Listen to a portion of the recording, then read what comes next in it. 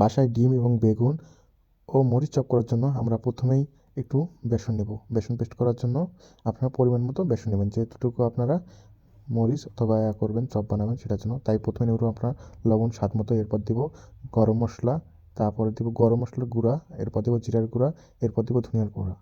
এর সঙ্গে একটু কালো জিরা অ্যাড করে দেবো। কালো জিরা দিলে একটু ভালো লাগে এবং আমি যাতে চপগুলো সুন্দর করে ফোলে এর জন্য একটু বেকিং পাউডার ইউজ করতেছি। আপনাদের বাসায় থাকতেও পারে, নাও থাকতে পারে, থাকলে দিবেন, না থাকলে দিবেন না। এবং এর সঙ্গে একটু ময়দা অ্যারারুট দিবেন, এর সাথে একটু ডিম দিচ্ছি এবং একটু মরিচের গুঁড়া এবং এর সাথে দেবো একটু হলুদের গুঁড়া।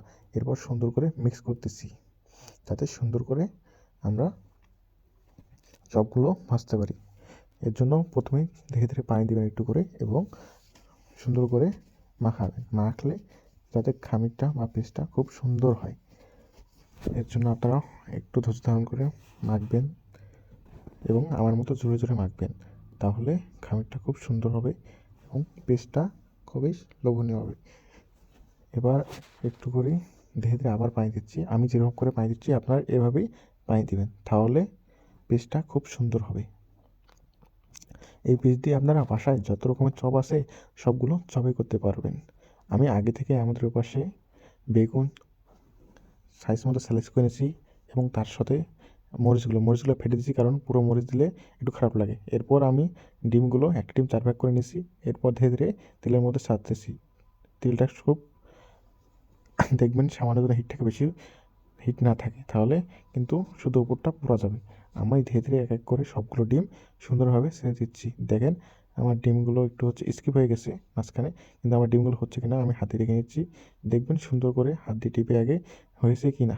এরপর দেখেন কত সুন্দর হয়েছে আমার এই ডিম ফ্রাইগুলো এবং লাল টকটক হয়েছে। এটা হচ্ছে মরিচ এর গুঁড়া এবং হলুদের কারণে এত সুন্দর হয়েছে। এরপর আমার কেটে রাখা বেগুনগুলো আমি ছাড়ছিলাম, এটাও স্কিপ হয়ে গেছিলো এবং দেখেন আমি ফ্রাই করছি, তখন তেলের মধ্যে কী সুন্দর দেখা যাচ্ছে, কালারটা খুবই সুন্দর আসছে এবং লোভনীয়।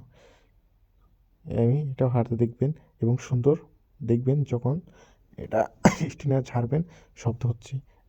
অ্যারারুট দিলে এটা খুব সুন্দর মচমচে হয়, এর কারণে অ্যারারুট আপনারা ব্যবহার করতে পারেন। দেখেন বন্ধুরা কত সুন্দর হয়েছে। এই আমার মরিচগুলো আমি ফেটে নিচ্ছি।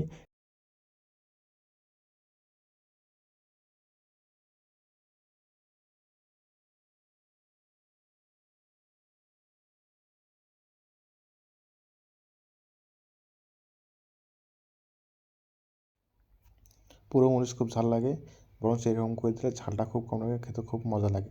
তাই আপনারা এই ধরনের মরিচ দিয়ে এই খাবেন, মজা পাবেন এবং এই পেঁচে